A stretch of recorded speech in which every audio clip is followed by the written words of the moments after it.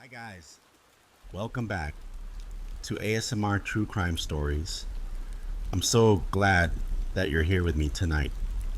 And if you're new here and you enjoy calm, whispered true crime stories, please consider subscribing. I post a brand new case every single night, gently told to help you relax and drift off to sleep. Tonight's case is dark. It's a disturbing story, not because of what happened once, but because of what kept happening again and again and again. It's the story of a man who should have never been free, a man who slipped through the system over and over until it was too late, and it all begins with a quiet drive to a dumping ground just outside of Melbourne. Let's begin. It was the 4th of October, 1997. A woman named Muriel and her husband, Ronald McDonald, yes, that was really his name, along with Muriel's sister, Lane, decided to head out to a spot called Clifford's Road. It was a known area about 13 miles north of Melbourne CBD, a place where people dump trash illegally, rubbish they didn't want to pay to get rid of properly. Ronald and Muriel, they used to go there once a week to scavenge for aluminum cans or anything they might sell for a little extra money. That day, they were just doing the usual, looking through piles of garbage, bags, scraps, broken things. And then Ronald moved a piece of cardboard, and what he found underneath was something no one should ever see. At first, Muriel and Lane thought it was a mannequin, something lifeless, dumped like everything else in that place. But Ronald, he noticed something different. There were rings on the fingers, bracelets around the wrist, a tattoo on the leg, a graze on the lower back. And that's when he knew this wasn't a mannequin, it was a woman's body. They ran back to the car immediately. Ronald had a car phone. This was before mobile phones were common. He called the police, and within 10 minutes, officers arrived at the scene. They went straight to the body. Her pants and underwear had been pulled down, her top and bra pulled up. Her breasts were exposed, but that wasn't the worst of it. Her left breast had been sliced off and stuffed inside her mouth, with the nipple facing out. A receipt from Buy Low supermarket had been pushed into her left cheek. Nearby, a single black holy glove was found. It was collected for forensic testing. The postmortem confirmed her left breast was removed after death. There were bruises, cuts, stab wounds, and signs of blunt force trauma to her head, a deep injury to her left wrist, compression around her neck. But the cause of death couldn't be confirmed. She had drugs in her system and health issues that made it hard to know exactly how she died. But it was clear she had been murdered in the early hours of that same day. October 4th, at a different location, then her body was dumped here, at Clifford's Road. The woman was identified. Her name was Margaret Maher. She was 40 years old, born on June 14th, 1957. She lived alone in a flat on Hume Highway in Craigieburn. Once, she worked in a bank, but things changed. Her life took a turn.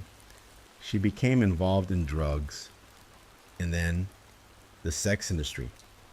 She was known to walk the highway, hitchhike to get around. Locals, shopkeepers, they all knew her. She would wander into stores and stay for hours, just browsing. She had a daughter, Natasha. They had a difficult relationship. Margaret's drug use caused tension between them. Still, They tried to stay in touch.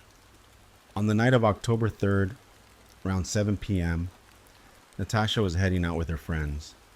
She took the house key with her. Around 7:15 p.m., Margaret also left the house. She went to a nearby news agency. Then she returned home, but couldn't get in. She asked a neighbor for help to break into her own place, but they couldn't do it. So she left again. At 7:45 p.m., a witness saw her hitchhiking along the Hume Highway. She was picked up by someone driving a late model blue or green Ford Falcon, heading toward the city. At 8:05 p.m., Margaret was spotted at a pharmacy on Gaffney Street. She was collecting her methadone, part of her addiction treatment. She told the pharmacist that a man had given her a lift from her old address in Craigieburn. Later that night, she was seen again at Broadmeadow Shopping Center. She stayed there for hours, browsing, just like she always did. One of the shopkeepers remembered her, said she would come in, look around for ages, never cause trouble. The last verified sighting of Margaret Maher was at 12:15 a.m., October 4th. She was seen leaving the shopping center, carrying shopping bags, walking toward Pascoe Road. Those bags were never found. And that moment was the last time Margaret Maher was ever seen alive. Her life ended with horror. Her body, mutilated, discarded like garbage in a field of waste. But this was only the beginning. Less than a month after Margaret Maher's body was found, another woman was murdered. This time, the body was discovered at Faulkner Cemetery. It was the 1st of November, 1997. A place meant for peace became the scene of something unspeakable. The victim was Mersina Halvagis. She was 25 years old. Mersina was born on the 17th of February, 1972, to parents George and Christina. She had 2 brothers and 1 sister. Her family was tight-knit, very close. Mersina was soft, kind, always smiling. She went to La Trobe University, where she studied accounting. In 1992, at a university ball, she met a man named Angelo Macris. They hit it off right away and dated for the next 5 years. In 1997, they got engaged. Everything in their lives was going well. Mersina was working as an accountant at A&Z Bank. She and Angelo had just bought a block of land in Mill Park. They dreamed of building their home there, starting a family, living a happy life together. On the 31st of October, Mersina spent the day at Angelo's parents' house. She left around 3 p.m. She took Angelo's red Ford Telstar and drove to Faulkner Cemetery. She went there to visit her grandmother's grave. It was something she did often, every 2 weeks. Coming from a Greek Orthodox family, she always brought flowers and spent time praying at the grave. At 6:45 p.m., Angelo got home. But Mersina still wasn't back. Hours passed, and he started to worry. He knew she had planned to go to the cemetery, then come back for dinner. By 4 a.m., he and his father couldn't wait anymore. They drove to the cemetery. They found Mersina's red car parked. It was still there, in the cemetery lot. They called the police. By 4:35 a.m., officers arrived. They escorted Angelo into the locked cemetery grounds, and that's when they found her. Mersina Halvagis was dead. Her body was slumped between 2 headstones on an empty plot not far from her grandmother's grave She had been murdered violently. The attack was bloody and cruel. She had been approached from behind while placing flowers on the grave. The flowers were scattered across the ground. Blood stained the soil, the stones, even the nearby cars. She had suffered 85 stab wounds, her arms, her knees, her thighs, but mostly around her breasts. It was clear she had fought hard. She tried, with everything she had, to fight off her attacker. There were gashes on her fingers and hands, showing that she even tried to grab the knife. During the struggle, her glasses came off, her long fingernails were broken and lodged in the attacker's skin. There was hair torn out, trapped under her nails. Her shirt was blood-soaked, pulled up, her bra exposed. Nearby, police found a glass jar with a cork lid. It was collected for forensic testing. They also photographed tire tracks near the car park. But still, no forensic evidence led to a suspect. Nothing was left behind by the killer. Mercina didn't have enemies. There was no warning, no sign she felt unsafe, no fear leading up to her death. It looked random, and that terrified everyone. Her murder made front page news. The Herald Sun headline read, "Slain at Grand's Grave." Subheading, "Police Fear Random Attack." It happened on a Saturday in broad daylight in a busy cemetery. Police were sure someone had to have seen something. Someone heard something. They held a press conference with Mercina's family to ask the public for help. Her father, George, spoke softly but firmly. "Every day is nothing but misery in our house. There has to be someone who knows something or suspects something. It won't make me feel better, but at least we'll know who did it." And people did come forward. There were witnesses, many of them.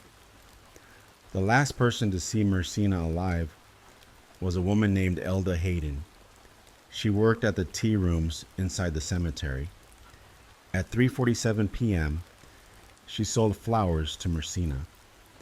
Several others reported hearing screams, not just one, not a shout, but piercing screams, sharp, desperate, turning into moans, and then silence. No one saw the murder, but they heard it. And more than that, 9 women came forward to report seeing a suspicious man in the cemetery. Some saw him on the day of the murder.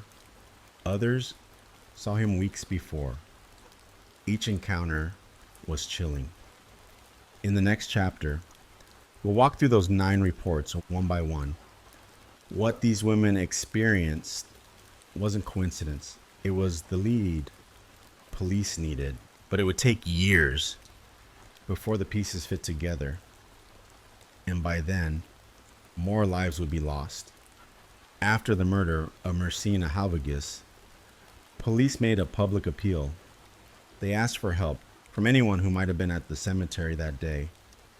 And slowly, one by one, people began coming forward, not just with what they heard, but what they saw.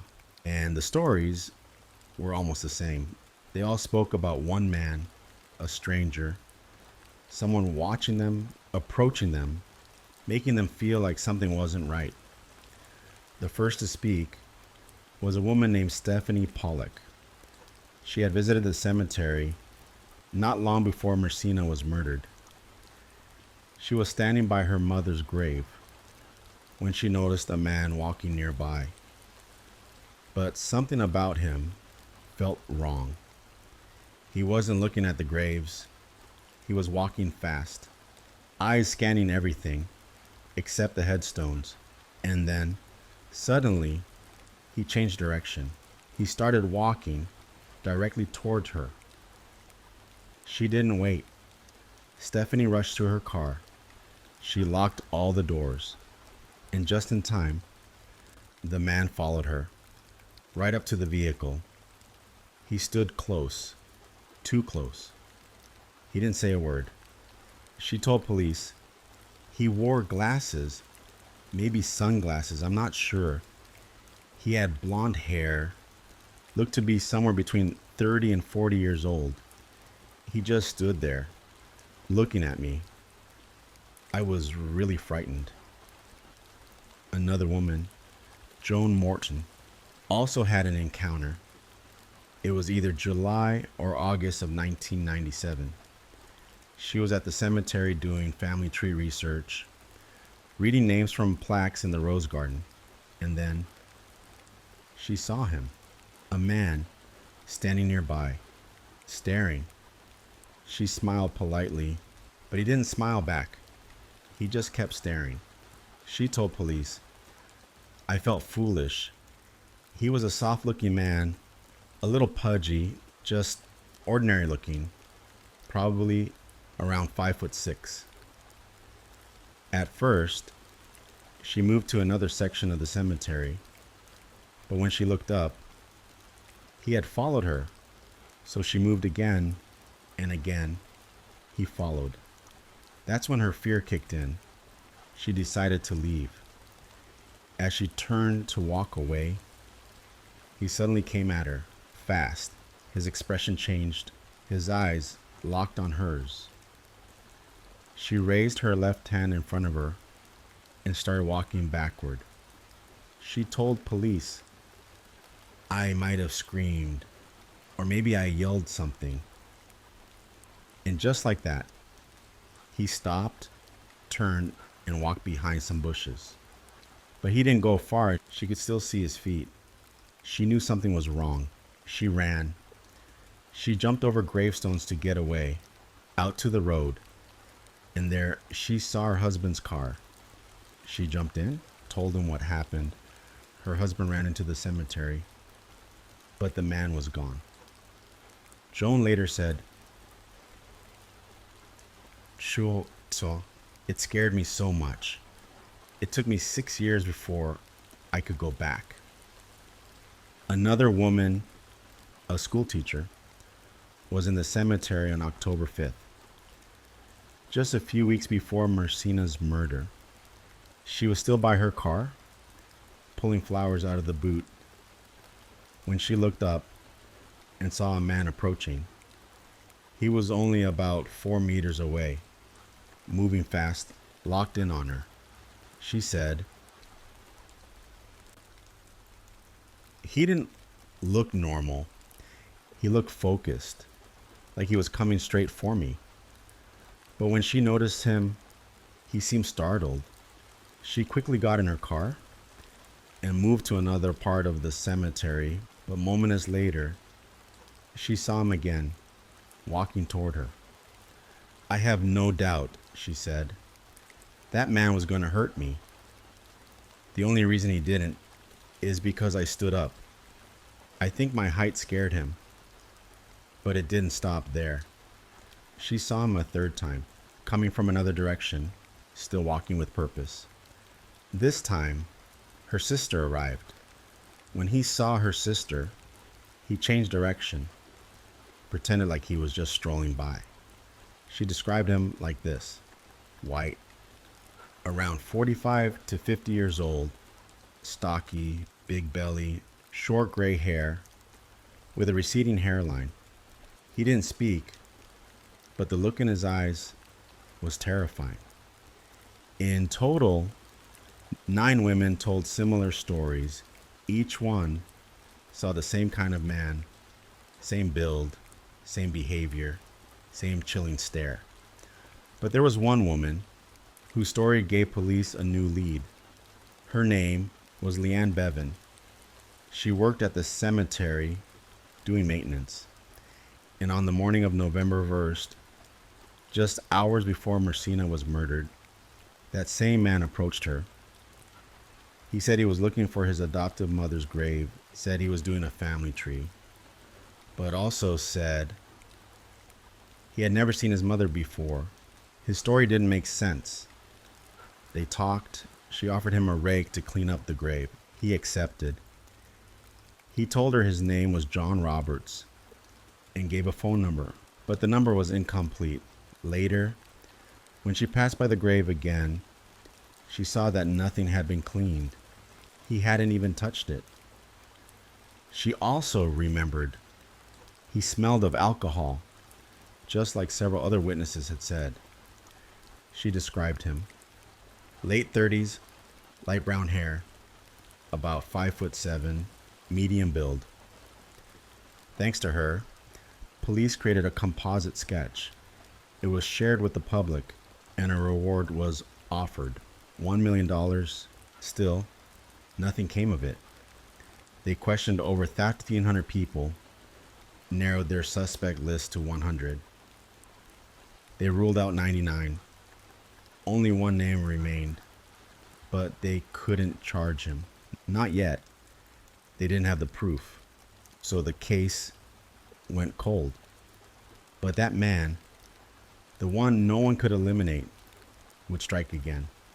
It was the 19th of April, 1999. A woman named Rena Hoffman had plans to have dinner with her friend, Nicole Patterson. Now, Nicole hadn't been replying to her messages. Rena figured maybe she was running late. But as evening fell, she still hadn't heard anything.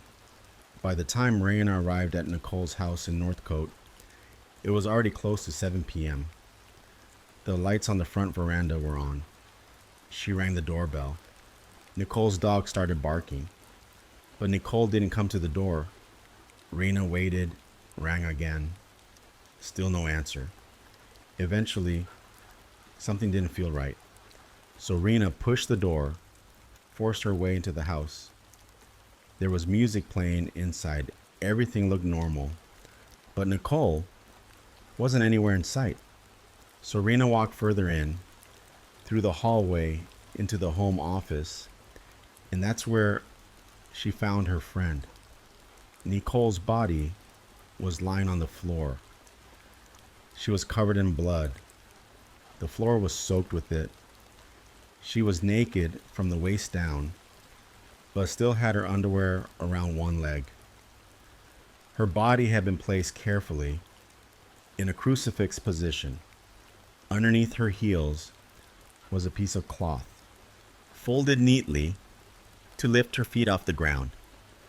The only clothing on her was a bra, pushed up loosely above her chest, and something that looked like an orange-yellow singlet covering her chest. Rena panicked. She ran into the living room, grabbed Nicole's phone, and called 011. The operator asked her to check if Nicole was still breathing. So, Rena walked back into the office. She knelt down beside Nicole, touched her chest, but it wasn't rising. It was cold. She wasn't breathing, and then Rena realized something even more horrifying. That orange singlet wasn't a top at all. It was Nicole's breast tissue. Her breasts had been cut off. Police arrived just before 7 p.m. Detective Senior Sergeant Jeff Mayer, head of the homicide squad, said, "It was a very confronting scene, even for someone who's seen many murders. There were no signs of forced entry. All the doors and windows were locked, but there were bloodstains. On the front door, along the hallway, on the interior door frame. It looked like the killer had walked through the house, moved around after the murder. Some surfaces were wiped clean. The killer had tried to clean up after himself. Nicole's dog, Bella, had been shut in the backyard.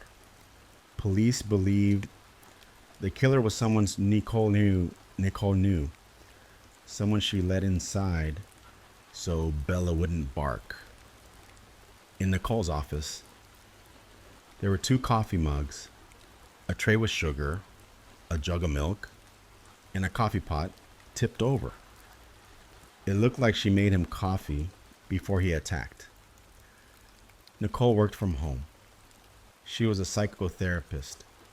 Police figured this man was likely one of her clients. Then they found her diary. There was an entry, Malcolm, 9 a.m. Beside it was a phone number. Police started knocking on doors, asking questions. Neighbors were shocked. No one could understand how something like this could happen. One man said he was walking past Nicole's house around 9 a.m. and heard a woman yelling, "You think twice." He couldn't tell for sure if it was Nicole, but it was coming from her home. He didn't look and figured it was a personal argument. Another neighbor said that at 9:30 a.m. he stepped out on his front porch to smoke. He heard a woman scream. It wasn't an ordinary scream. It sounded like someone in pain. He stayed there a bit longer and saw a man walking away from Nicole's house with a strange kind of intensity. He didn't recognize him, didn't live on that street. Then police turned to Nicole's friends and family. They wanted to know who she was and what might have led to her death. Nicole was born in Melbourne on May 28, 1970. Her parents, Pam and William, had two other children, Colleen and Andrew.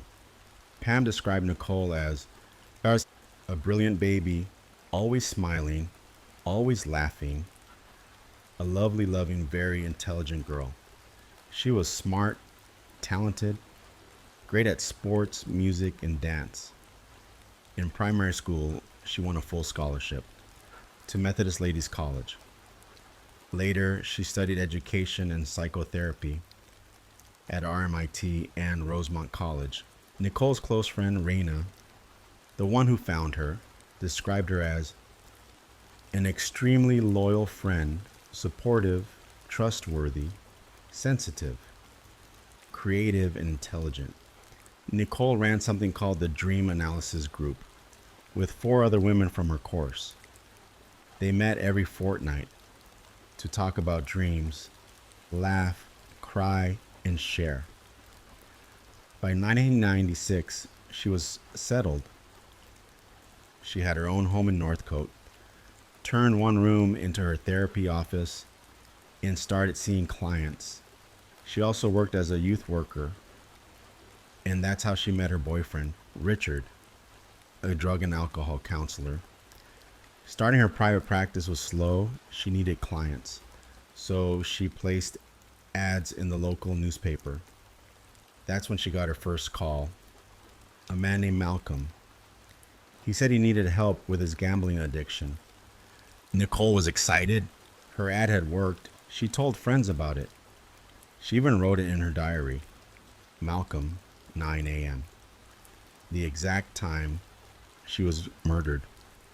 Police dialed the number next to his name. It led them to a young man, a 24-year-old international student. His name was Harjeet Singh Kela, but he went by Harry. He had just moved to Australia from India in March of 1999. He came to study business administration. Harry told police he was the only one who ever used his phone. He never gave it out. So how did his number end up in Nicole's diary?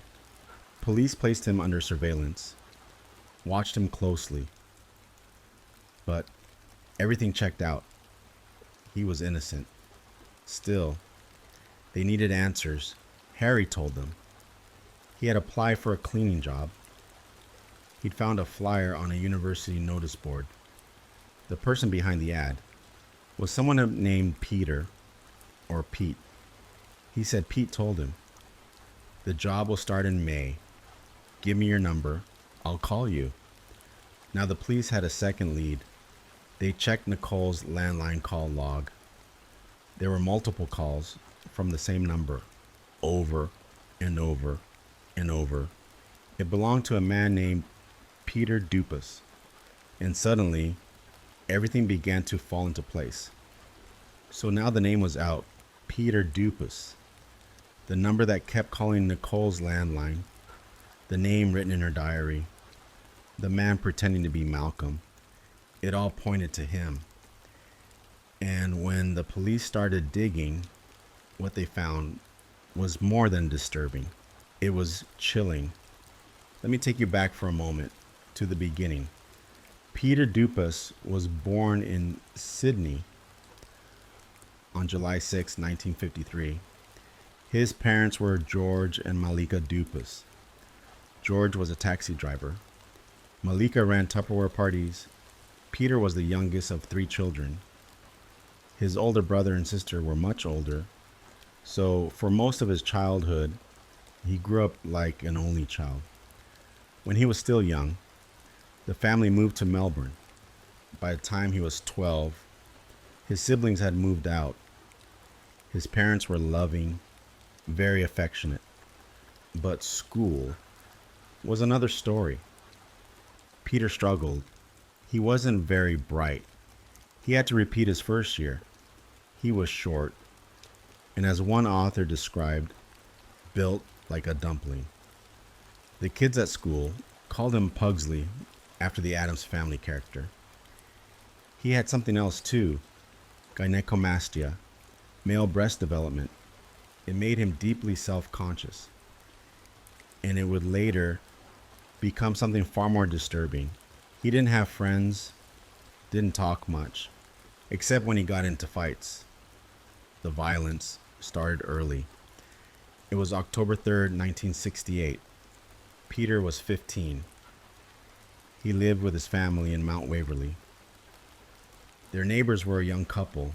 The wife was home alone with her 5-week-old baby. Peter knocked on the door and asked if he could borrow a knife. He said he needed to help his mom peel vegetables. He was in his school uniform. She didn't think twice. She went to the kitchen, got him a knife. And the moment she handed it to him, he lunged. He slashed at her stomach. He knocked her to the ground, got on top of her, and kept stabbing. She tried to calm him, asked what was wrong, but he didn't speak. When she screamed, he shoved his hand into her mouth, tried to force his fingers down her throat. She had cuts across her neck, her face, and her hands from trying to fight him off. Then, out of nowhere, he stopped, turned the knife on himself, got up, let her take the knife away, and broke down, sobbing. Later, he told police he didn't remember holding the knife, didn't know why he did it. He was sentenced to 18 months probation and sent to Larundel Psychiatric Hospital for evaluation. At Larundel, staff describe him as the perfect patient, kind, polite, friendly. They let him go after just 2 weeks.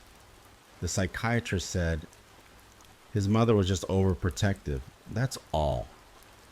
Peter went back to school like nothing happened. The woman he attacked, her family moved away. He finished school at year 11, got a job as a fitter and turner. People said he seemed like a good kid. The women at work looked out for him, said he had a baby face. He even got a girlfriend, a nurse named Heather. But one day, she showed up to a Christmas party with a black eye. A coworker confronted Peter about it, told him it wasn't okay. Peter punched him in the stomach. Heather ended the engagement soon after. No one knows exactly why. But it wasn't long before his violence escalated again. In 1972, when Peter was 18, he got caught peeping into a woman's bathroom window while she was showering. Her husband chased him down. Peter told police he was taking a shortcut. He got a $50 fine. That was it. But then came November 5th, 1973, and things got much worse. Peter knocked on the door of another home. A 23-year-old mother was inside, alone with her 18-month-old baby. He said his car had broken down, asked to borrow a screwdriver.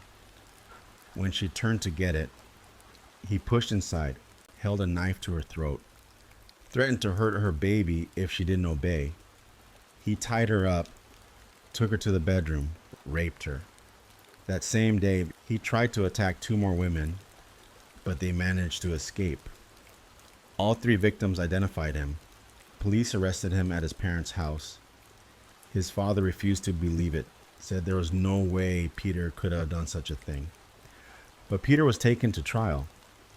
The forensic psychologist, Dr. Alan Bartholomew, told the court, "I'm reasonably certain this youth has a serious psychosexual problem. He is dangerous." Another officer wrote, "He is a very dangerous person. If he's not stopped, he could end up killing one of his victims." But still, in September 1974, Peter was sentenced to 9 years. He was eligible for parole in 5. 5 years for rape and attempted rape. And the sentences were served concurrently, meaning all at once. He was only 26 when he got out in 1979. And the moment he was free, he started again. So, in 1979, Peter Dupas was released from prison. He was 26 years old. And he went back to living with his parents, who were now staying in Frankston, about 34 miles southeast of Melbourne's city center. 2 months after his release, he attacked 4 women in just 10 days, November 9th, 11:30 p.m. A woman was in a public toilet block in Frankston. Peter was wearing a balaclava. He had a knife. He walked in, held the blade to her throat, and raped her. He told her, "If you don't do what I say, I'll kill you." During the attack, someone else entered the restroom. Peter pressed the knife to her throat to keep her quiet. When he later read her victim statement, he wrote at the bottom, "I've read the statement, and I'm sorry it happened." 2 nights later, another woman, she was walking down the street. Peter, again wearing a balaclava, started chasing her. She ran into the road, screaming. He motioned for her to be quiet. When she didn't stop yelling, he ran away. Later, she identified him. And Peter admitted he was in the area, wearing a balaclava, intending to rape. November 15th, an elderly woman walking down Nepean Highway in Frankston. Peter came from behind, forced her to the ground, held a knife, told her, "Scream and I'll kill you." He tied her hands, started to grope her. She screamed anyway, so he stabbed her in the chest. She needed 14 stitches, and he ran. November 16th, a woman walking on Dandenong East Road. Peter jumped out from behind the bushes. He had the balaclava. He had the knife. She screamed, and again, he ran. And soon after, Peter was arrested. He confessed. He said, "I waited in the bushes. The lady came. I put on the mask and jumped out. I wanted to rape her." He also said, "I've had this problem for 6 years. I'm glad I got caught. I don't know if it's because Heather left me or what, but I can't make friends." By mid-1980, he was sentenced. The charges: rape, malicious wounding, assault with intent to rob, and indecent assault. His sentence? 6.5 years, minimum of 5. Even though everyone involved in the case said he'd offend again. Everyone knew he was dangerous, but the system let him go again. He was released on February 27th, 1985. He was 31. And just 4 days later, on March the 3rd, he attacked another woman. This time, he went to Blairgowrie Beach. A 21-year-old woman had laid her things down and went for a walk along the shoreline. She passed Peter, who was near the rocks. She said, "Be careful. The rocks are sharp." He didn't answer. Later, she returned to her spot. Peter followed. He made a few strange, mumbled comments. Then, he grabbed her, held a knife to her throat, forced her onto her stomach. He said, "If you make any noise, I'll kill you." And then, he raped her. After the attack, he told her, "Do you want to lift home?" She said no. He left. But she ran into two men nearby, told them what happened. One man stayed with her, the other chased Peter. But Peter was too far ahead. Later, that same man was driving down the road and spotted Peter in his car. He pulled over, forced Peter out of the vehicle, held him down until police arrived. Peter was sentenced again, 12 years, minimum of 10, and the judge said, "There's a strong chance if you're ever released again, another girl will suffer." He also suggested Peter be put on a medication to suppress sexual urges, Depo-Provera. While in prison, Peter tried to take his own life twice. He also met someone new, a nurse named Grace McConnell. She was 16 years older than him, divorced, mother of 4. She worked at the prison hospital. She described Peter as the perfect prisoner, kind, polite, lonely. She began to see herself as a mother figure to him. They talked often. And then he told her he loved her. He proposed, and she said yes. They got married in 1987. Grace believed she could help him change. She thought maybe she could guide him to become normal, a better person. When he got released, they moved in together in a place called Woodend. They had sex, but she said it felt like a duty. Over time, she didn't even want him to touch her. But she said he never showed signs of porn or sexual fantasies. She thought maybe he was better now. Maybe the therapy, the prison time, the marriage had helped. Then one day, he told her he wanted to go fishing. But what he packed wasn't fishing gear. He packed a knife, a balaclava, masking tape, condoms, a plastic sheet, a shovel. And he drove, not to a lake, but to a caravan park, where a young woman was using the public bathroom. He kicked open the stall, held the knife to her, tried to rape her. She begged, told him she was scared. He eventually let her go. She ran to her fiancé, who was an off-duty cop. They chased Peter. He got into a car, drove off, but they followed him. Peter spun out. They forced him out of his car, held him on the ground until police came. Peter was arrested. He admitted everything.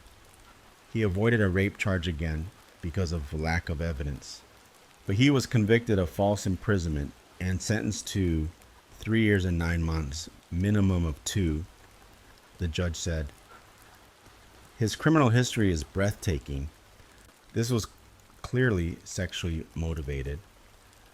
But since it's not a sexual offense by law, I can't factor that into sentencing. The woman he attacked said she couldn't walk down her own hallway without fear. She was scared to go to the toilet at night. And Grace, his wife, was done. She divorced him. She later said, he was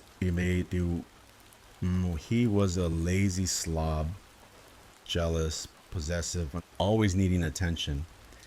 And I only ever felt like a mother to him. But even after all that, in September 1996, Peter Dupas was released again. And this time, his next crimes would be worse than ever before.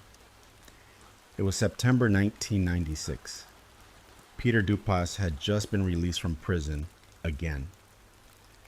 He was 43 years old.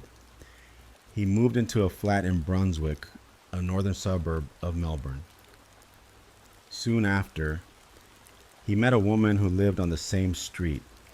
They started a relationship, moved in together in Pascoe Vale, just a short drive from where his future victims would be found. Peter got a job at a furniture factory, but complained about an injury to his wrist, said he couldn't keep working. So he set up a furniture business from his garage instead. Then, in September of 1997, his girlfriend went overseas. And that's when he unraveled again. He began calling sex lines constantly, phoning massage parlors, obsessing over strangers, and then he killed. On October 4th, 1997, Margaret Maher was found dead. You remember this part? We talked about her already. Her body dumped at Clifford's Road, her breast mutilated, her remains left like trash. That was the start of it, but not the end. Because just weeks later, he did it again. On November 1st, 1997, Mercina Halvages was murdered in broad daylight at her grandmother's grave, stabbed 85 times. And police had no idea. The two murders were connected. They formed a special team called the Mikado Task Force. 7 officers, they worked the case for 11 months. And then it was shut down. Margaret's case went cold. Mercina's too. But Dupas wasn't done. On April 19th, 1999, he killed again. Nicole Patterson, psychotherapist, found by her best friend, Rena. Her breasts removed, her body posed. And this time, he left behind more than just horror. He left a name in her diary, Malcolm, and a phone number. A number that led to police right back to Peter Dupas. They arrested him on April 22nd, 1999, at the Excelsior Hotel in Thomastown. When police saw him, he had scratches on his left cheek. He said it was from woodworking. But when they searched his home, they found out he didn't even own a knife. They brought him in for questioning. He denied knowing Nicole, said he'd never met her. Then, he admitted he used the name Malcolm, said he called Nicole, but canceled the session, said he was seeking help for sexual urges. That's all. Police didn't buy it. They searched his wheelie bin, and inside, they found 13 pieces of newspaper with handwriting on them. One said, Nikki, 9 a.m. Nikki was Nicole's nickname, and 9 a.m. was when she was killed. Other scraps had her address. Some said Malcolm. Others had Harry's phone number, the same number Peter gave as his own. They brought in a handwriting expert, confirmed. It was Dupas' handwriting. In his house, they found a copy of the Herald Sun newspaper. It had Nicole's photo on the cover. Peter had ripped the page, torn right through her face. They also found a yellow PVC tape in his home. It matched the same kind used at Nicole's crime scene. And in his wardrobe, a green jacket covered in blood. Inside the pocket, a black balaclava. CCTV from a petrol station showed Dupas wearing that same green jacket on the day Nicole was murdered. When tested, the blood on the jacket matched both Nicole and Dupas. They took him to trial, and Peter pled not guilty. His defense, he said the police planted all the evidence, but no one believed that. After 3 hours of jury deliberation, on August 22nd, 2000, Peter Dupas was sentenced to life in prison, no chance of parole. Judge Frank Vincent said, "There's no hope for rehabilitation. You've shown no remorse.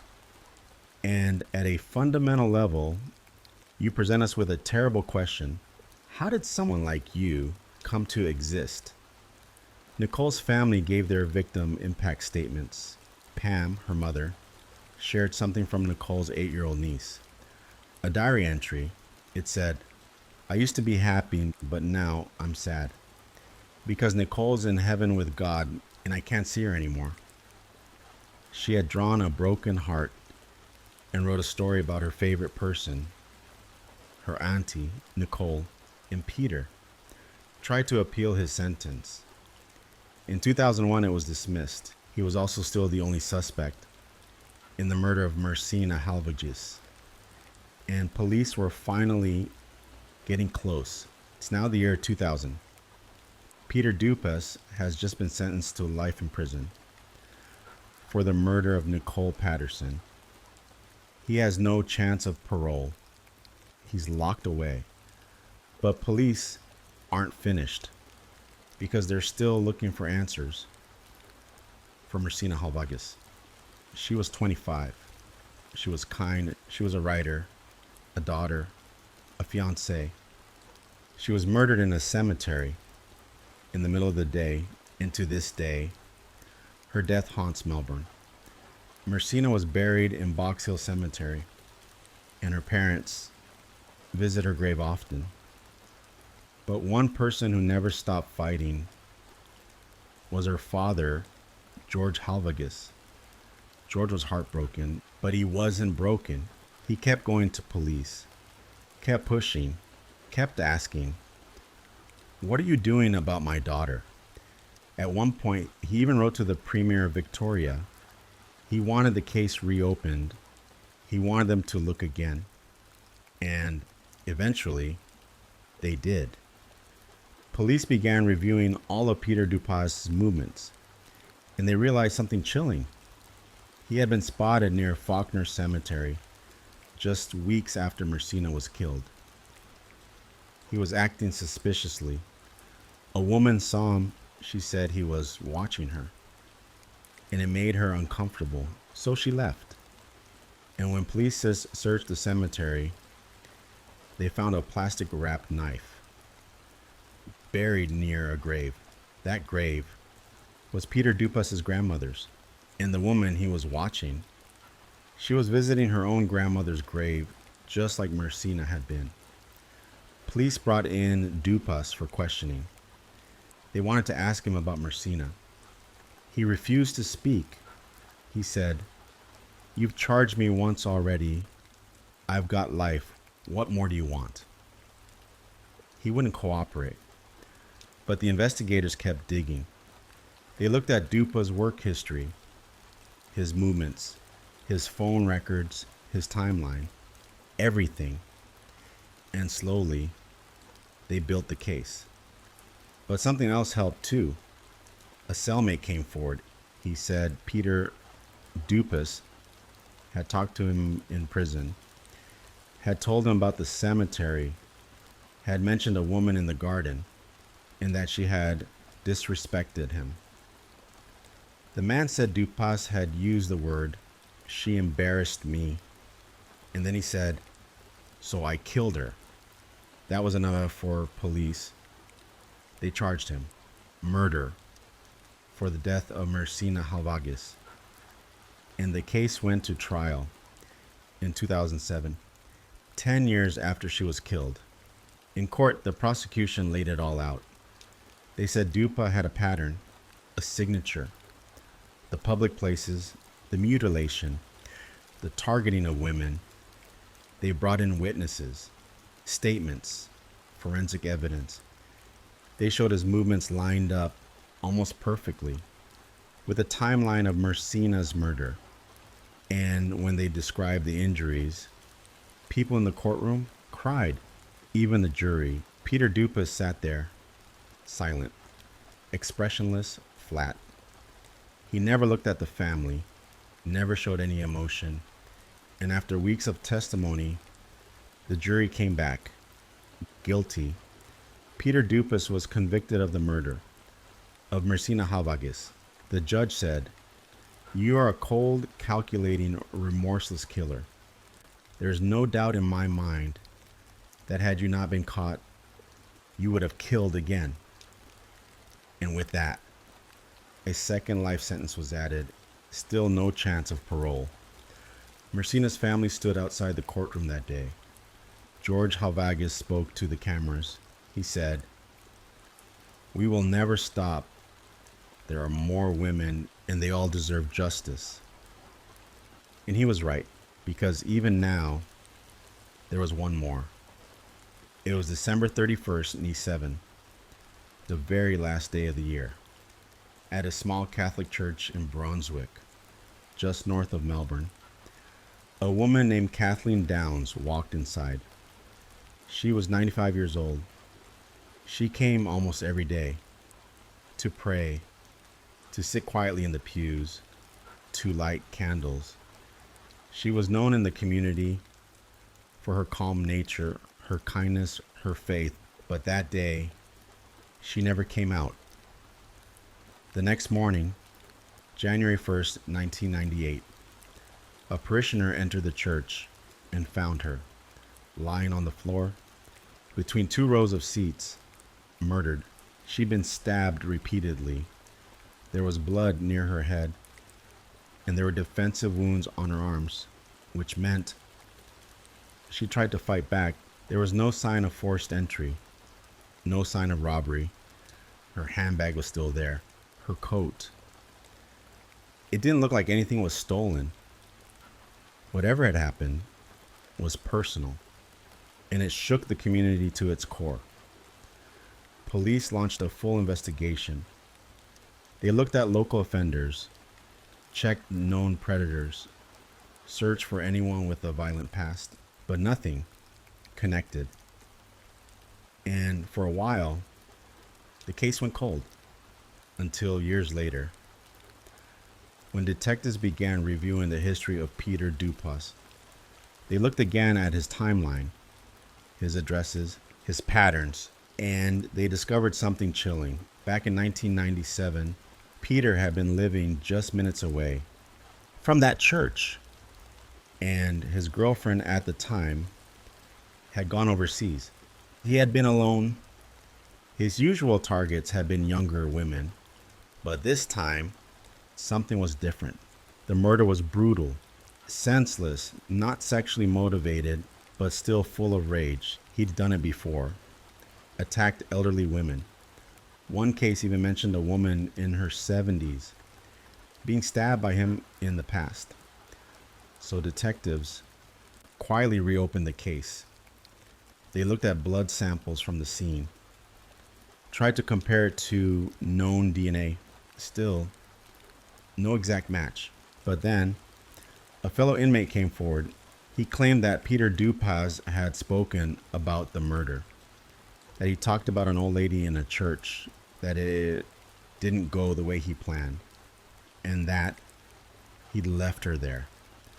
The man gave specific details about where she was found, how she was dressed, how the church looked inside, details that only the killer or someone police had spoken to would know. And Peter had never been publicly connected to the crime. So how would this inmate know? That was enough for police to make their move. In 2008, they charged Peter Dupas with the murder of Kathleen Downs. He was taken to trial again. In court, prosecutors laid it out: the location, his past behavior, the timeline. They told the jury, "We know Peter Dupas has killed before, but this wasn't a coincidence. This was his doing." They brought in the inmate to testify. He shared what Dupas had told him in prison. And by the end, the jury agreed guilty. Peter Dupas was now convicted of 3 separate murders: Nicole Patterson, 1999; Mercina Halvagas, 1997; Kathleen Downs, 1997. And there was still Margaret Maher, the woman found dumped in the bushes, whose case was quietly tied to him, but never fully tried. Peter Dupas received a 3rd life sentence. Still, No parole, no release, no chance of walking free. And now, he spends every day behind bars, alone, forgotten, exactly where he should have been from the start. Thank you for staying with me through this quiet, heavy story tonight. Sometimes justice comes slowly, but here we whisper their names so they are never forgotten. Now, before we begin the next case, if you're still awake, please take a moment to subscribe to the channel. It helps more than you know. And I post a brand new whispered story every night. I'm sure you've done that. So now, settle in because we're about to begin story 2. Stay close. And let's begin. Danny was born on May 26, 1954, in Shreveport, Louisiana. His mother, Claudia, was just 19 when she had him, young, unsure, and already in the grip of a man who would shape her child's future in the worst possible way. Danny's father, James Rawling, was a decorated Korean War veteran and a police officer, but at home, he was cold, controlling, violent. He never wanted Danny, not even from the start, and he made sure his son knew that. From the moment Danny could walk, his father began hurting him, slapping him, shouting at him, calling him names no child should ever hear. He didn't just punish, he broke. One of Danny's earliest memories was being beaten for crawling the wrong way. Yet, he didn't crawl like other babies. He scooted, pulling himself along by one leg. And for that, James grabbed him, dragged him, and slammed him down the hallway. He was just a baby. There was never peace in that house. Danny's mother often tried to leave, but always, she came back. One time she slit her wrist and ended up in the hospital.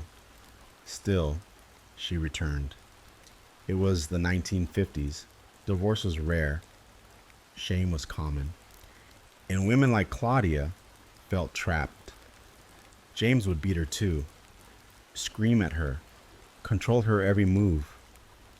And for Danny, there was no safe place. No one to run to, no one to stop the pain. Sometimes, the punishments didn't even make sense. If he breathed too loud, sat the wrong way, held his fork incorrectly, he was beaten. With belts, with fists, sometimes with whatever James could find. And if he cried, he was hit again. Even birthdays were stolen. James didn't allow parties, didn't allow joy. Not because they couldn't afford it, but because James believed Danny didn't deserve to be happy. When Danny was older, he was finally given something to love, a dog. His father found it at work and gave it to him. But Danny wouldn't get to keep that love for long. One day, during an angry rage, James beat the dog so badly it died in Danny's arms. Imagine that. The one creature that gave him comfort lay lifeless in his lap. All because his father wanted to hurt him, and it didn't end there. James once handcuffed Danny face down on the floor and called his police colleagues to come and arrest his own son. There was no crime, no reason, just humiliation. Because James was ashamed of how Danny made him feel, weak, embarrassed, so he tried to make his son disappear. There's a term for what Danny went through. It's called complex trauma, and it shapes the brain in ways we're only just beginning to understand. At school, Danny was anxious, withdrawn. A counselor described him as a boy with deep insecurity and bursts of anger he couldn't control. They recommended therapy, but his parents never followed through. And so Danny continued to suffer, alone, unseen, unheard. His mother didn't protect him. His father kept hurting him, and no one stepped in to stop it. This was the boy who would grow up to become a killer. But back then, he was just a child, scared, confused, longing for love, and only ever receiving pain. That's where the story begins. Not with blood, not with death, but with a broken boy in a home that raised a monster. As Danny Rowling got older, the abuse didn't stop. It simply evolved. There was no protection inside that home.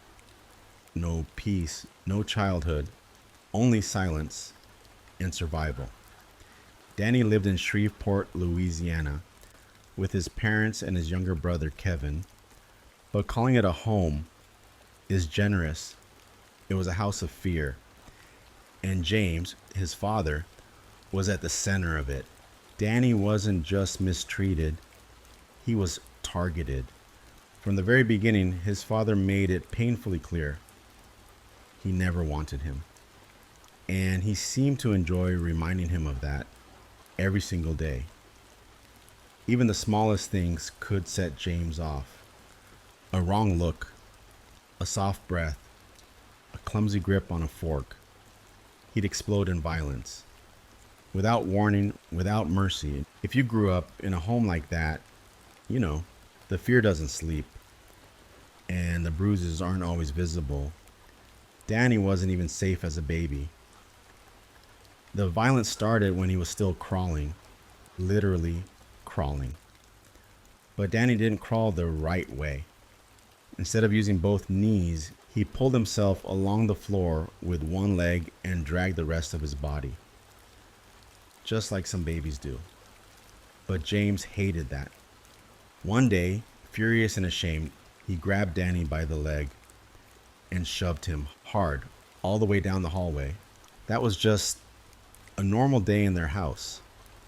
James also used a belt. Regularly. He'd beat Danny and Kevin for any reason or none at all. Sometimes he'd grab their faces, grit his teeth, and press his fingernails deep into their skin just to leave a mark. If they cried, they got hit harder. There was no winning. There was only enduring. And there were no birthday parties either. Not because they couldn't afford one, but because James believed happiness was something you had to earn. Danny never earned it.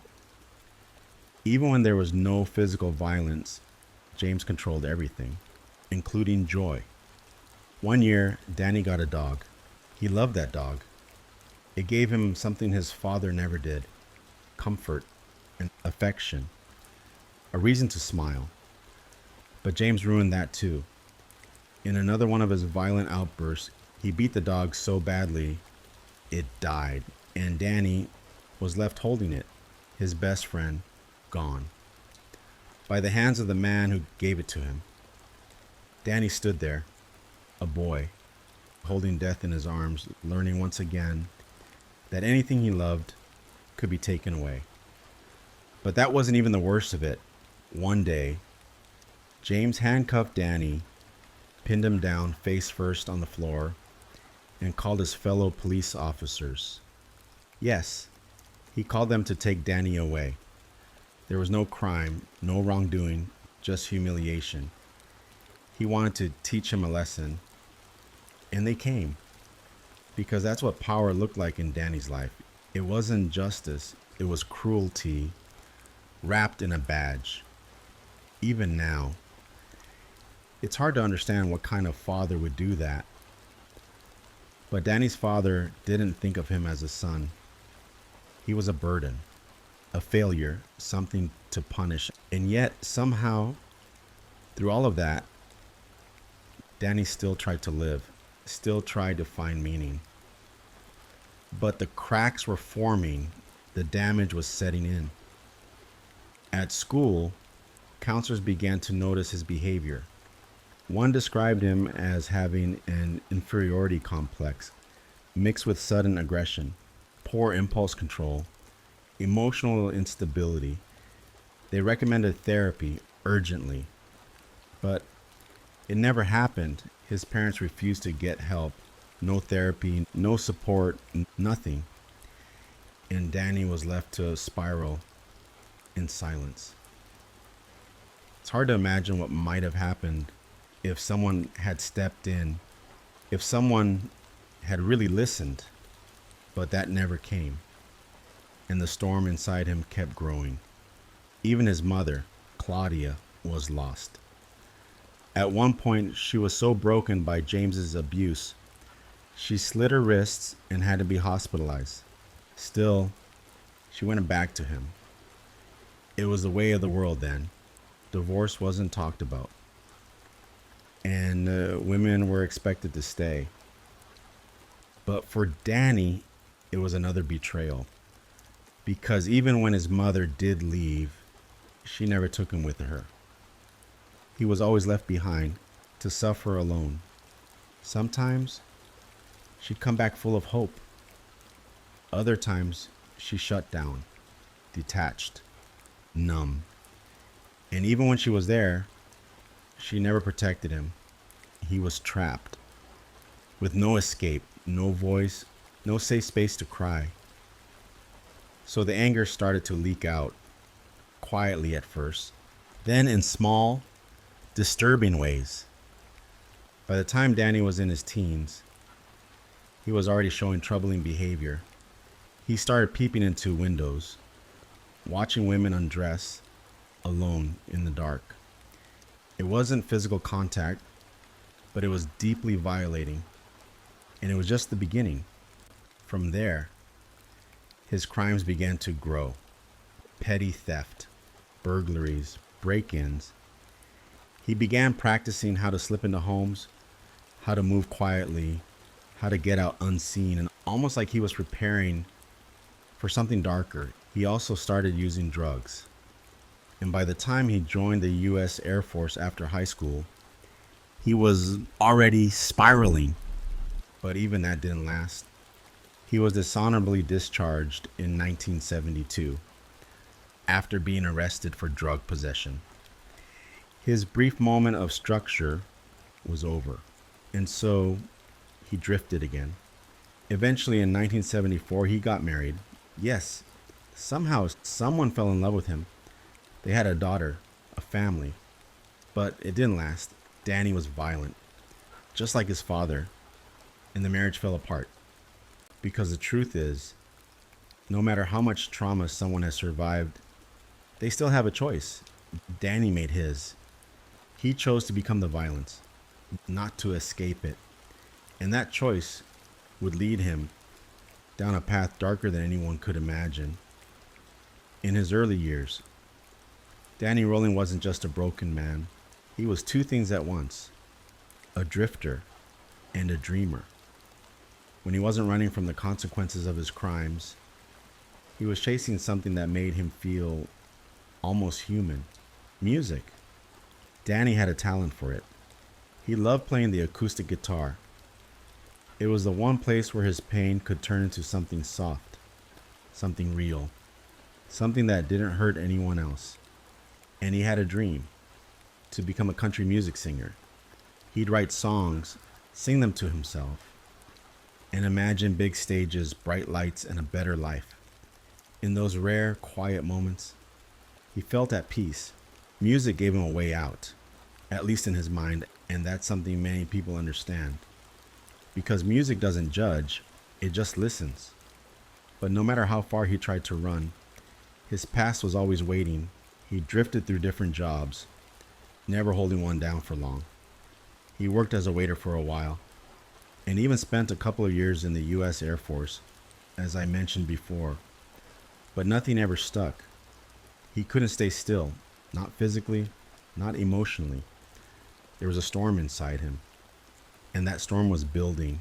After his marriage fell apart in the late 1980s, Danny spent more and more time alone, and the people who knew him best started to distance themselves. He became a social outcast. He just didn't fit in. But through all that, he kept his music, and he kept that fantasy of making it big one day. He even recorded a few songs, simple, twangy country ballads, nothing extraordinary. But to him, they meant everything. Still, the reality of his life never changed. By 1990, Danny was a ticking time bomb. 36 years old, alone, frustrated, burning with a lifetime of unresolved rage. And that's when everything tipped.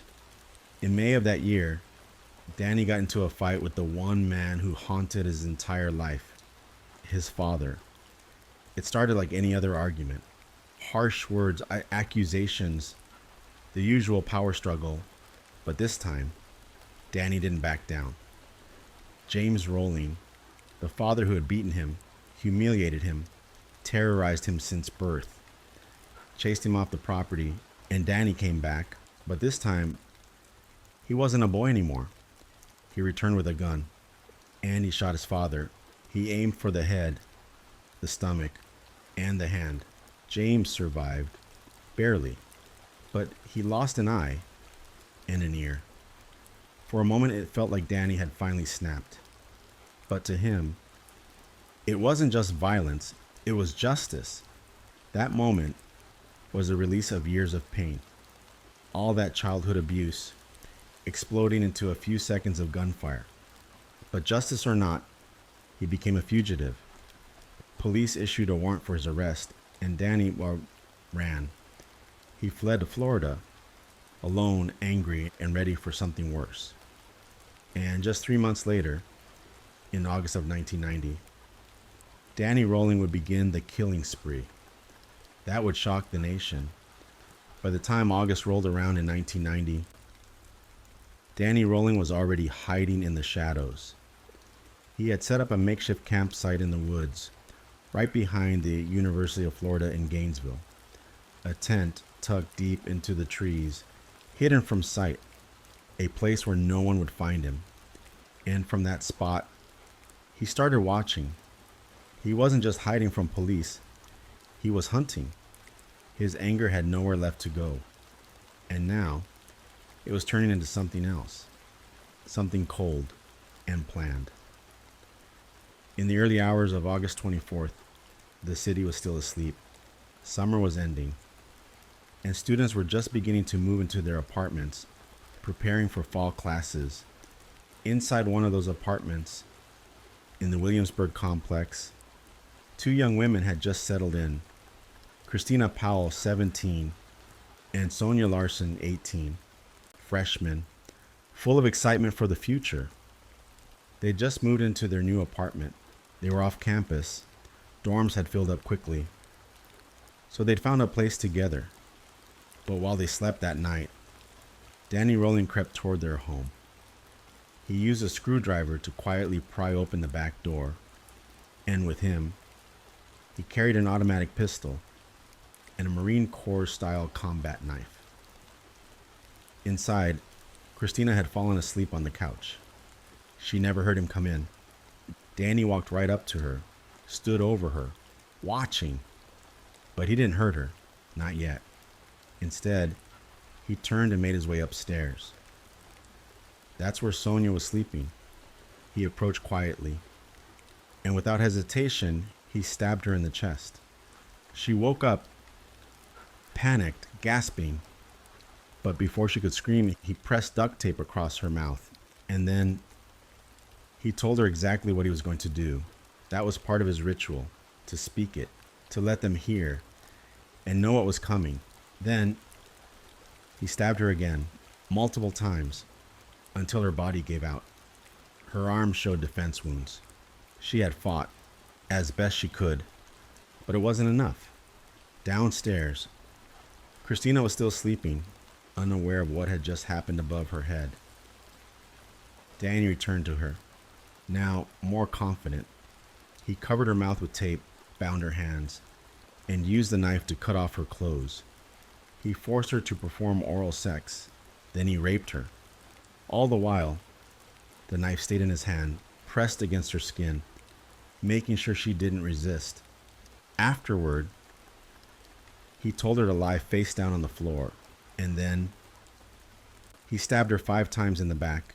She died there, alone, on the living room floor. But he wasn't done. He returned to Sonia's body, the one he'd already killed upstairs, and raped her corpse. Then, he did something almost surreal. He took a shower in their bathroom, cleaned himself off, tried to wash away the evidence. The next morning came, and their bodies remained undiscovered for 2 days. No one had heard anything. No one knew. Their parents, worried and unable to reach them, especially since no phone had been installed yet, began to panic. It was Christina's parents who came to the apartment first. They knocked, no answer. So they found the maintenance man and the building manager to help them get inside. The building staff advised waiting for the police. They suspected something was very wrong, but eventually, the maintenance man went in, and the second he saw the scene inside, he screamed, loud, uncontrolled, and then he vomited right there in the hallway, overwhelmed by the horror. His cries echoed down the corridor, "Oh my God," again and again. Outside the apartment, Christina's parents stood frozen, listening, knowing. They didn't need to see anything to understand that their worst fear had just come true. When investigators entered the scene, they found something far worse than they imagined. Both girls had been posed, their bodies placed in sexualized positions. This wasn't just a murder, it was a message. Sonia was found on her back, her legs draped over the bed, her hair fanned out like a morbid display. Christina was on the floor, also nude and placed in a similar position. One detail chilled detectives to the core. Christina's nipples had been sliced off, and even though the tape had been removed, they could still see the sticky residue on the girl's skin. He had taped them, bound them, violated them, then wiped down the bodies with cleaning agents, trying to erase the scene, but leaving behind his cruelty. Underwear was missing, likely taken as a trophy, and in the kitchen on a paper towel, they found something he had missed: semen. It was a trace, a sliver of truth that would later help bring him down. Police discovered he had been hiding in the woods nearby, just behind the complex, watching, waiting. He'd stalked them before he ever stepped inside. 2 innocent college freshmen, slaughtered and posed like puppets. The city of Gainesville was about to wake up to a nightmare, and they had no idea that the worst was yet to come. Just 2 days after the discovery of Christina and Sonia, another young woman would meet the same fate. Her name was Krista Leo Hoyt. She was 18 years old, a student at Santa Fe Community College. Krista was bright, focused, and had big dreams. She wanted to become a police officer. She was already working part-time at the Alachua County Sheriff's Office as a records clerk, just beginning her path toward law enforcement. She was kind, quiet, disciplined, but to Danny Rowling, she was just another target. He had seen her before, watched her from a distance, and decided she would be next. It was the evening of August 25th, 1990, just 42 hours after the murder of Sonia and Christina. Danny crept to Krista's apartment, armed with the same pistol and the same combat knife he'd used before. He used a screwdriver again to pry open the sliding glass door. But this time, Krista wasn't home. Now, a normal person might have turned around, left, waited for another opportunity, but Danny didn't do that. He simply waited. He hid inside her apartment, in the shadows, until 11 p.m. when Krista returned home. She had no idea he was there. As she stepped inside, he attacked her from behind, put her in a chokehold, dragged her down, and overpowered her. Krista fought back. She struggled, but Danny was strong, calm, unshaken. He taped her mouth shut, bound her hands, tore off her clothes, and then he raped her. While holding the knife, he whispered threats. He let her know exactly what was coming. Afterward, he forced her to lie face down on the bed, and he stabbed her multiple times in the back. One of the wounds struck a major artery, the one that carries blood from the heart through the rest of the body. She bled to death. But Danny wasn't finished. With Sonia and Christina, he had posed the bodies, but this time he went further. He took the knife and sliced Krista open from her breastbone all the way down to her pubic bone. Then he disemboweled her, a clean, straight cut, precise, intentional. He removed her organs. He explored her body like it was an object, not a person, but it didn't stop there. When he was finished, he left the apartment, returned to his campsite. But sometime later, he realized something. His wallet was missing. Panicked. He believed he might have left it at the crime scene. So what did he do? He went back. He walked right back into Krista's apartment, hours after the murder, to look for his wallet. And while he was there, he did something so grotesque. It would become the signature that defined his name forever. He took the knife and decapitated Krista. Yes, he cut off her head. Then he placed her headless body on the bed, bent over at the waist in a sexual position, still wearing socks and shoes. Then he took her severed head and placed it on a shelf facing her own body, as if it was watching itself. He also cut off her nipples and left them on the bed beside her. The entire scene was staged, orchestrated, designed to traumatize whoever found her. He cleaned her body, used soap or cleanser, tried to wipe away the evidence, and then he disappeared again. The next day, Krista didn't show up for her midnight shift at the sheriff's office. She wasn't answering calls. She wasn't returning messages. Her colleagues grew worried. Something felt wrong. Two of them, people who knew her personally, decided to go check on her. And what they walked into was a horror no one should ever witness. They opened the door and found her like that, staged, mutilated, dehumanized, a nightmare in real life. The officers who discovered her were left traumatized. Her body had been wiped down, just like Christina and Sonia. Her underwear was missing, and tape residue was found on her face and wrists. Whoever did this wanted to be forensically careful, but in his arrogance, Danny had left behind a clue. Investigators found semen on a paper towel in the kitchen. It would be useful later. For now, though, the Gainesville police were in shock. 3 young women, in just a few days, all raped, stabbed, posed, and some mutilated. And the worst part, there were no leads, no fingerprints, no witnesses.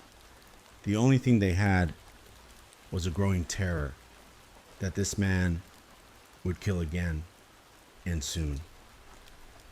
By the time the body of Krista Hoyt was discovered, the city of Gainesville was already trembling. 3 women brutally killed, and no one had been caught. People were locking their doors twice. Students stopped walking alone. The university began issuing warnings. Fear was sinking in, but for Danny Rolling, this was just the beginning.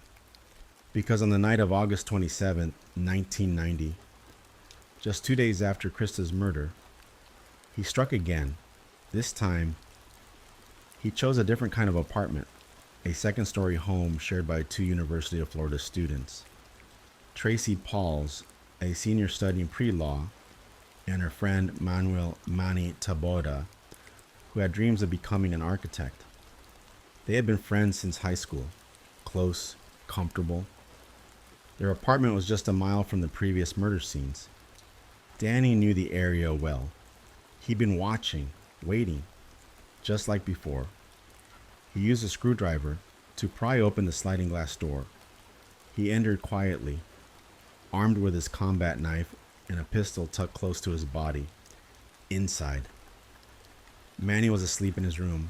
Danny made his way there first. He raised the knife, and stabbed Manny directly in the solar plexus. The blade pierced deep, through muscle, through bone, into his spine.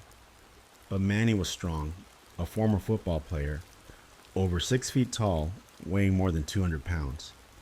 Even with a serious wound, he woke up and fought.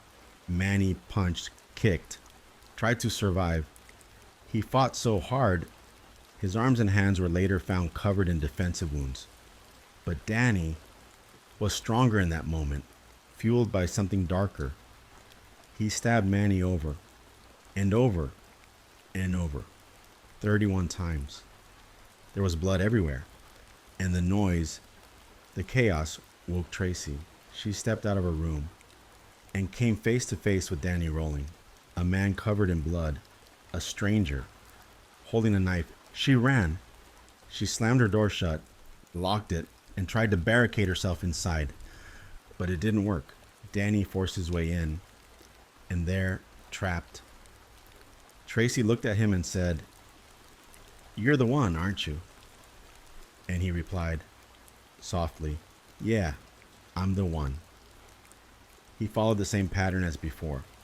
He taped her mouth, bound her hands, cut off her clothes with the knife, then raped her. Afterward, he forced her to lie face down on the bed, and he stabbed her 3 times in the back. That was it. He didn't pose her. He didn't mutilate her like the others. And Manny, he was left exactly where he had fallen. Investigators later believed that something had spooked him, that maybe the fight with Manny had taken too long, that he felt rushed, panicked. But even without the signature mutilations, the pattern was clear. The method, the violence, the control. After leaving, Danny disappeared again, back into the woods, and now 5 students were dead. 3 women had been sexually assaulted. All 5 had been stabbed. Most of the bodies had been wiped down, and some had been posed in horrific, degrading ways. This wasn't random. This was ritual. Police now knew without a doubt. They were hunting a serial killer, and the entire city was on edge. By the time the 5th victim was discovered, Gainesville was no longer a college town. It had become a city under siege. A killer was on the loose, and no one knew who he was, where he was, or when he would strike again. The fear was everywhere. University students stopped going to class. Some packed up and left town. Others refused to sleep unless someone else stayed awake. People started traveling in groups, sleeping with knives under their pillows. Some transferred schools. Others simply went home. Gun sales skyrocketed, so did pepper spray, deadbolts, and window alarms. Panic had settled into the city like fog. Even the local police, as experienced as they were, had never seen anything like this. They couldn't tell who the killer was, or how he chose his victims. But they knew one thing: he was methodical, careful, and absolutely cold. He didn't just kill, he watched, he waited, he planned. Each attack took place in the victims' own apartments, places that were supposed to be safe, places where they lived, laughed, dreamed, and now those places had turned into graveyards. The University of Florida canceled classes. Students refused to go outside at night. Everyone was afraid of becoming the next name in the headlines. The media had already given the killer a name: the Gainesville Ripper. And just like that, Danny Rolling became a ghost, a shadow that hovered over the entire city. But even with all that chaos, he still wasn't done.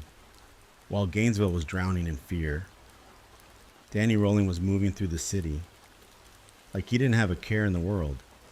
Just hours after killing Tracy and Manny, he walked into a bank and robbed it. It was a local branch, only about half a mile from Tracy's apartment. Danny strolled in, calm, collected. He handed the teller a bag and demanded cash. But what he didn't know was that the teller had slipped a red dye pack inside the bag, the kind that explodes when you try to open it. It ruins the money, stains everything, and makes it useless. Danny left the bank, thinking he'd gotten away clean, but the dye pack exploded soon after. His escape plan had already started to unravel. Later that night, on August 27, around 3 a.m., he returned to the woods, the same area behind the university, where he'd been camping all along, but this time, someone spotted him. A police officer saw a man moving through the trees carrying a black backpack.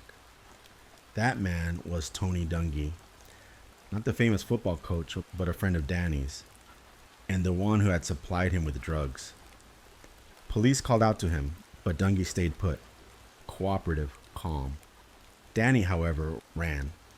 He disappeared into the woods. Officers brought in K9 units and started searching the campsite. And that's when they found it, his tent, hidden among the trees. It looked ordinary at first, but inside was a different story. They found a raincoat, a pile of cash stained red with dye, and more scattered bills buried nearby. They also found a tote bag, and when they looked inside, there it was. A blue steel Taurus handgun, a combat knife, a screwdriver, duct tape, black ski masks, and a cassette tape, still inside a small tape recorder. It was all there, the tools of a killer, the evidence of a robbery. But strangely, police didn't connect the dots just yet. Because there hadn't been a gun used in the murders, they didn't immediately tie this man, or his belongings, to the brutal killings of those 5 students. And even stranger, they didn't listen to the tape. They had it. They held it in their hands. But no one pressed play, not yet. Instead, Danny kept moving. He didn't stop. He couldn't. A few days later, on September 6, 1990, he committed another robbery, this time a supermarket in Ocala, Florida. He tried to get away, but after a high-speed chase, he crashed his car and was finally arrested. Still, no one knew they had captured the Gainesville Ripper. To them, he was just another thief, a drifter, a problem. But inside that jail cell sat the man responsible for 5 of the most horrific murders the state had ever seen, and no one knew it yet. By now, the people of Gainesville were terrified, and the police were desperate. 5 students had been murdered, brutally, systematically, and the killer was still out there. They needed a suspect badly. That's when they turned their attention to a student. His name was Edward Humphrey. He was a freshman at the University of Florida, young, quiet, and already known to campus security. Edward had a long history of mental health issues. He also had a reputation for being strange. He often dressed in military clothing, wandered around campus at night, and had a habit of carrying knives. People said he had emotional outbursts. He could be loud, unpredictable, uncomfortable to be around. He had scars on his face from a past car accident, and that only added to his unsettling appearance. To some, he just looked like a killer, and sometimes that's all it takes. It didn't help that Edward had recently been evicted from the same apartment complex where Tracy and Manny lived. The reason?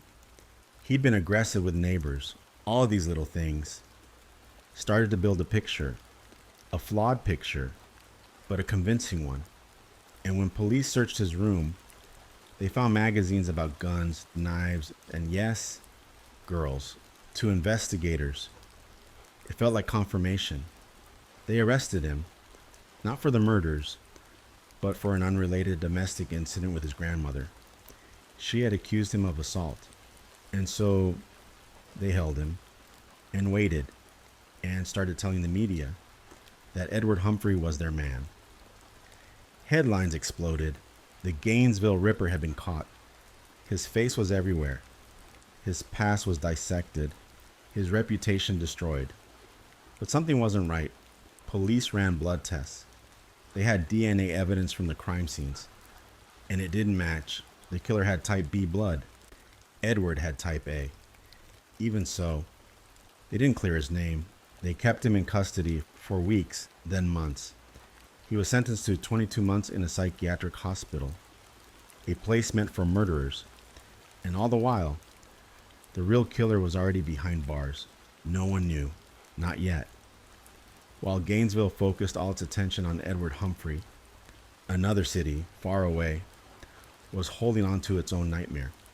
Shreveport, Louisiana, Danny Rolling's hometown, and one unsolved case was about to become the missing piece.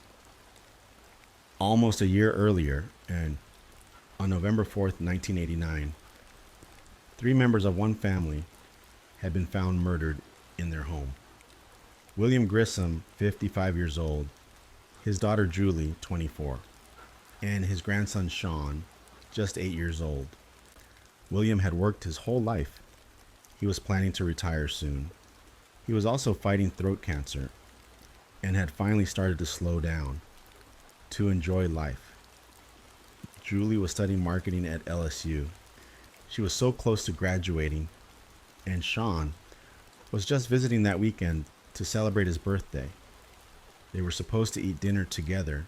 Instead, a killer slipped inside their home and took everything from them. When Julie didn't return any calls and Sean missed school on Monday, his mother became worried. She called neighbors and asked them to check on the house. That's when the horror was discovered. William was found near the back door, stabbed multiple times in the back and chest. Sean was lying on the living room floor. He had been watching TV. When he was attacked from behind, the stab wounds were so deep, one entered his back and exited through his chest. And then there was Julie. She was found naked on the bed, stabbed repeatedly, her body covered in bite marks, partially hanging off the mattress. Her body had been wiped down with vinegar. Unusual, intentional. The police noticed that immediately. They knew this wasn't a burglary. It wasn't random. It was someone who knew what they were doing. Someone who staged. And when they learned about the murders in Gainesville, they couldn't ignore the similarities. Victims posed, bodies wiped clean. Female, brunette, petite, killed with a knife. One suspect, one pattern. Louisiana police picked up the phone. They called Gainesville, and just like that, everything changed. Because at the time of those murders in Shreveport, Danny Rolling had been living just 10 minutes away. He had moved there after his marriage ended. He was staying with his parents, though not welcomed. He had also spent the past decade in and out of prison for robberies, grocery stores mostly. He was known to the system. In fact, he was on probation at the time of the Shreveport murders. Even worse, after shooting his father in May of 1990, he had fled to Florida on a Greyhound bus, and soon after he arrived, students in Gainesville began dying. Everything was starting to align. Back in Gainesville, officers searched the woods again, the area behind the University of Florida, where they'd found that tent. Now, with this new connection to Louisiana, they began re-examining the items. This time, they paid closer attention and they remembered that tape recorder with the cassette still inside. They finally pressed play, and what they heard stopped them cold. The tape recorder sat quietly on the table, a small cassette, still inside. It had been collected weeks earlier from Danny Rolling's campsite in the woods behind the university. At the time, no one thought to play it, but now, with a tip from Louisiana and the Shreveport murders suddenly linked, officers finally pressed play. The voice that filled the room was Danny's. He wasn't whispering. He wasn't hiding. He was singing. His words were dark, almost poetic. One line stood out. "Mystery writer, what's your name? You're a killer, a drifter, gone insane." And then came something more chilling. He spoke about the best way to kill a deer, saying the most efficient method was to strike at the lungs. The officers listening knew he wasn't talking about animals. He was describing how to kill a person. And then, the moment that confirmed everything, he said his name, clear, confident, right into the recorder. Danny Harold Rolling. That was all police needed. They finally realized the man they were looking for was already in custody, locked up, right under their noses, in Marion County Jail, arrested for a supermarket robbery 10 days after the Gainesville murders. So now, they had to act fast. They ordered a blood test, they collected DNA, and what they found was a match. Danny Rolling's blood type was B, the same as the killer's, and his DNA matched the semen found at the Gainesville crime scenes. They also discovered that Manny Tabota's blood was on items found at Danny's campsite. Every connection was falling into place. On January 1991, the police officially announced that Danny Rolling was their prime suspect in the Gainesville student murders. And just like that, Edward Humphrey was cleared, but he never got an apology. No headline to say he'd been wronged. Just silence. He was quietly released after nearly 2 years in a mental institution for something he didn't do. The damage to his name was already done. Now that police had their man, the next question was simple. Would Danny Rolling confess? At first he stayed quiet, but something shifted when he began speaking with another inmate. Inside Florida State Prison, that inmate's name was Bobby Lewis. Danny trusted him, and through whispered conversations, he began to open up. He told Bobby the truth, everything, the murders, the details, the way he planned them, what he'd done with the bodies afterward. He even admitted he'd been thinking about killing for years, and then Bobby took pen to paper. He wrote a 5-page statement laying out everything Danny told him. Bobby described how Danny claimed responsibility for all 5 murders in Gainesville, and even more chilling, how he'd taken his time, how he enjoyed it.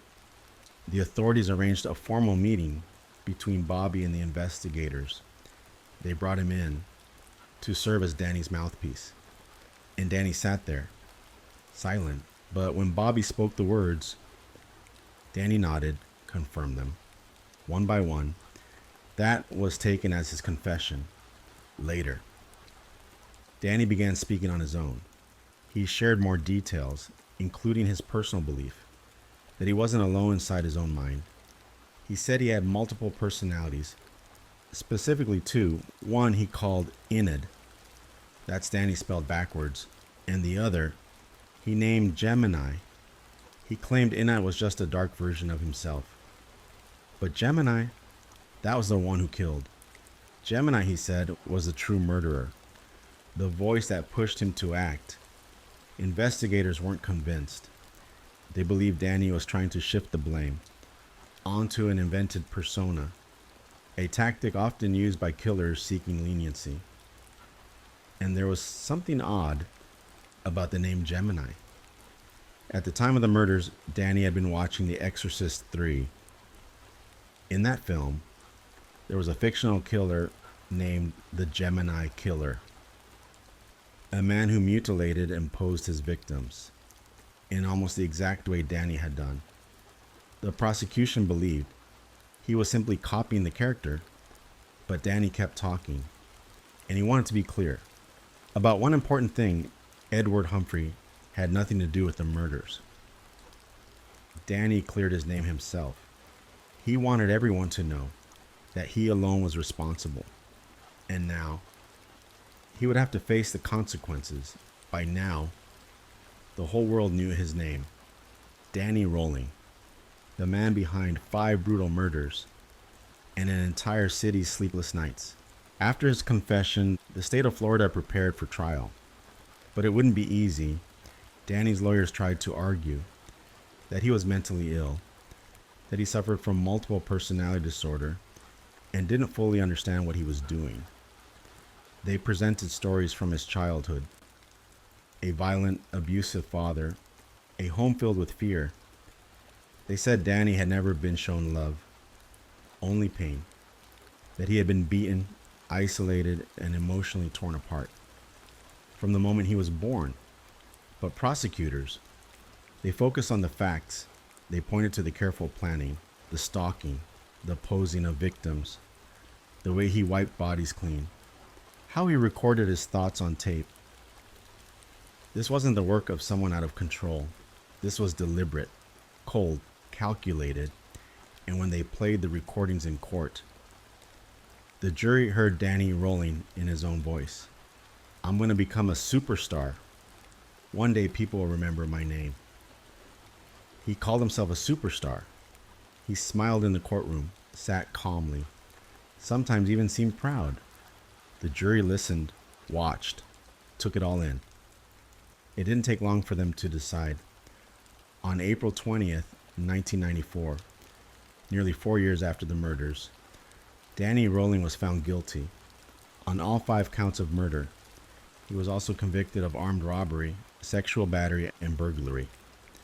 The court moved to the sentencing phase, and this was when the families of the victims finally got to speak, one by one. Mothers, fathers, sisters stood before Danny and described what he had taken from them, the dreams, the laughter, the futures, the loss of children, in the most unimaginable way. Danny showed little reaction, occasionally looked down, but never apologized. He did not speak in his own defense. And then, on April 20th, 1994, the same day as his guilty verdict, Danny Rolling was sentenced to death. The courtroom was silent. Some people cried. Others just breathed. For the first time in years, the man who brought terror to Gainesville would now sit on death row and alone. And wait, after his conviction, Danny Rolling was transferred to Florida State Prison. There, on death row, he would spend the rest of his life waiting for execution. He was kept in a tiny cell, alone for 23 hours a day, 1 hour outside in a cage. That was his world. But Danny, he never stopped creating. He drew, he painted, and most of all, he wrote songs and poems. He even began corresponding with a writer, a woman named Sandra London. She had once written about another killer, and now she wanted to tell Danny's story. Over time, the two developed a strange relationship. They exchanged letters, phone calls, and eventually, they said they were engaged.